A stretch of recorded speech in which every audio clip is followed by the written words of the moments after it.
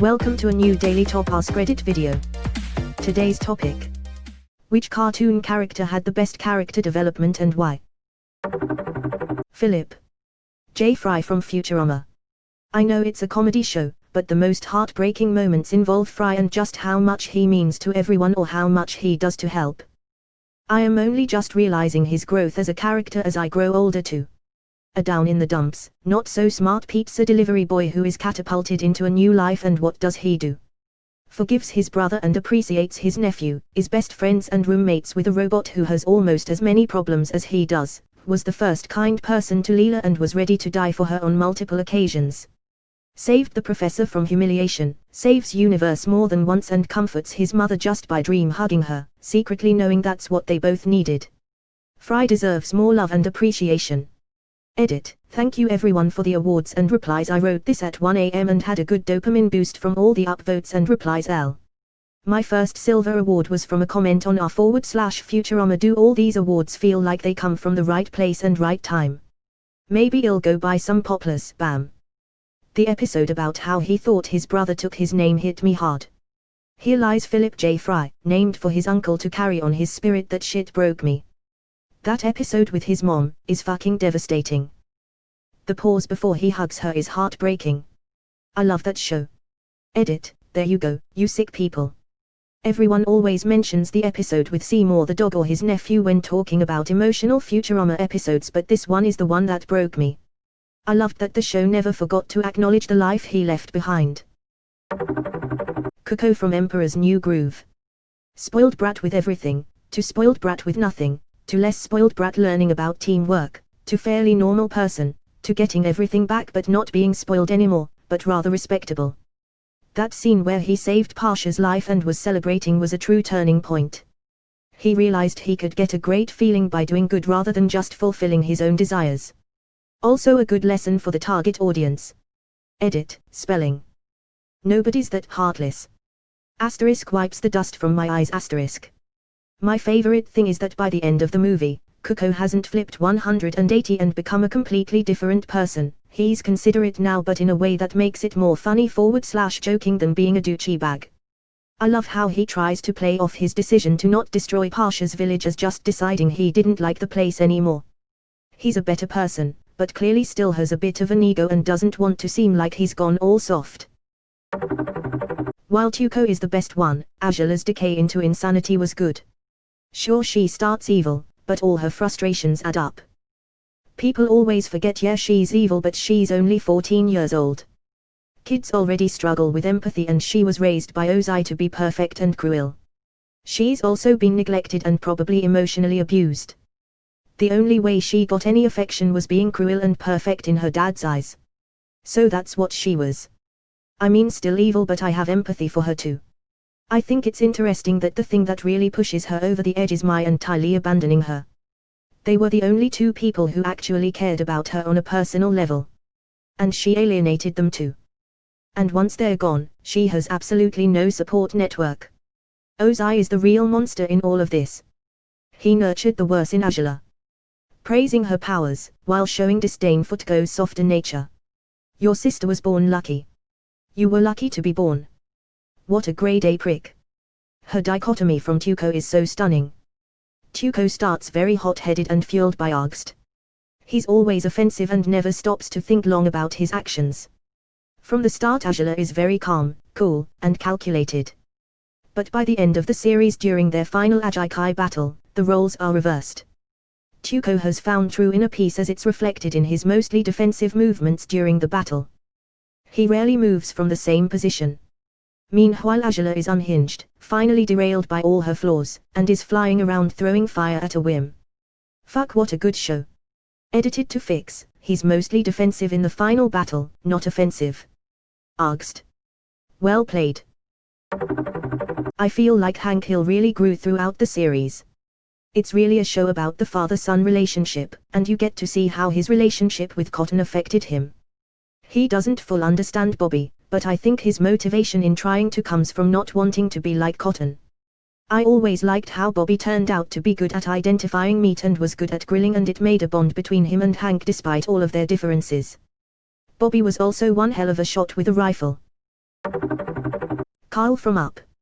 I'm still mind blown that Pixar was able to create such a compelling story that addressed grief and loss, the realization of childhood dreams, being a father figure, and the search for meaning in life all into one animated movie. Edit, wow, first gold. Thank you, kind stranger. If we're saying Pixar count as cartoons, then I'd like to say Joy from Inside Out. She believed success was about always being happy and that sadness was an annoyance that shouldn't be there. Whilst she was kind of right, she learned how being sad can make happy times so much more poignant and create a fuller, deeper personality with more meaningful moments. Of course, there's an argument that Bing Bong had a stronger arc where he turned from constant fun to self-sacrifice, but I don't think I'm emotionally strong enough to think about that right now. Who's Bing Bong? I've seen that movie so many times. Never heard of him. Must be a minor character that my brain has decided to ignore because remembering him would be. Sorry, what were we talking about? Edit, so much whoosh. Raven from Teen Titans. She grew up thinking that destiny was an unchangeable reality, succumbing to the threats of her father, and living a life full of anxiety and isolation because of her fears. Before dying, she had the hope that she was wrong about everything and gave each of her friends a portion of her soul to survive the brought forth apocalypse, granting them the chance they needed to survive and fight a bit longer. After all was said and done, and after it had cost her her very own life, she finally understood that her destiny was what she chose for it to be and not what others told her it was. Though she failed the first time, she was given a second chance to change it all and took it. Having grown from that experience, she came back stronger, more balanced, and more trusting in those who loved her, chose who truly was her family, and ended up saving her world from her father. Truly a great metaphor for life's choices, free will, and the dooming feeling of a predestined life. A great arc for a great character. Edit, for those asking, Raven sacrifices herself in the first episode of the 3-part finale to season 4 called The End. A father protects you. A father raises you. I was protected by the monks at Azurath, I was raised by my friends. I'll never forget that moment, I get shivers just thinking about it. Last year on my birthday, my friends got me a cake and some balloons, but I couldn't enjoy it because my dad Trigo, this scary red demo with horns, took over the world, and there was fire everywhere, and then this ugly guy Slade, who had a skeleton for a face, came after me and... Cut to children looking horrified. My friends saved me and we all had cake. The end. Proceeds to give the most damn heartwarming smile. Tuco and Katara from Atla. Though Tuco has very well-known character arc, Katara grows so much throughout the show. She meets the guy who killed her mother, she learned bloodbirthing and so many more experiences.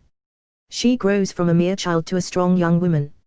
It is very interesting to watch so many characters grow in the same show throughout the story. The scene where Katara confronts her mother's killer, with the full intention to end his life in an act of revenge, only to see the target of her hatred embodied as a frail old man, is really moving. A huge part of her psyche has been revolving around the death of her mother, her feelings of hatred are burning red hot under the surface all this time, she practically leaps for the opportunity to satisfy her revenge. But when it comes time to do the deed, she finds not a glorious fight awaiting her. To kill the man before her would make her into the same monster she has been hating this entire time. She knows she must spare his life, to retain her humanity. But by taking the high road she denies herself the closure she's been searching for. Watching her struggle through that and come out on top is one of my favorite Atla moments. When the rain came crashing down, I think it was the 4th time I cried, like legit cried, during the recent rewatch. Ice King from Adventure Time. I was searching through the comments for any Adventure Time. I can't believe there isn't more. As silly as that show is, if you watch it chronologically.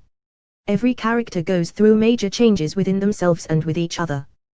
The character web they ended up with is insane. And no matter how deep they got, you can still watch any random episode without any context and enjoy it. They had this crazy ability to use every character, big or small, in a very important way. My favorite is when they ended the first episode with NEPTR playing hide and seek. Then he shows up 2 seasons later, saying he is the hide and seek master. Because Jake and Finn forgot to search for him. LMAO. That show is beloved. Adventure Time is so much more than its surface. Character development doesn't have to be for the best. Ice King is a perfect example of seeing a character slowly descend into madness. There are so many clues that hint about why he is how he is. What got me is his obsession with princesses. He called his fiancée Princess. He must have loved her so much that the pet name stayed with him even after the memory of her had clouded over. I'm not crying. You're crying. Marceli, is it just you and me in the wreckage of the world? That must be so confusing for a little girl. What hit me is when Ice King dreamt about hanging out with the robot Finn had made to prank Jake. The robot asked if they were gonna kidnap princesses and Ice King said that they weren't. They were just gonna hang out together and enjoy the sunset. Ice King thinks he needs romantic love and gets desperate, but really he just needs someone who cares for him. It's sad that he probably won't realize that and keep looking for unhealthy relationships.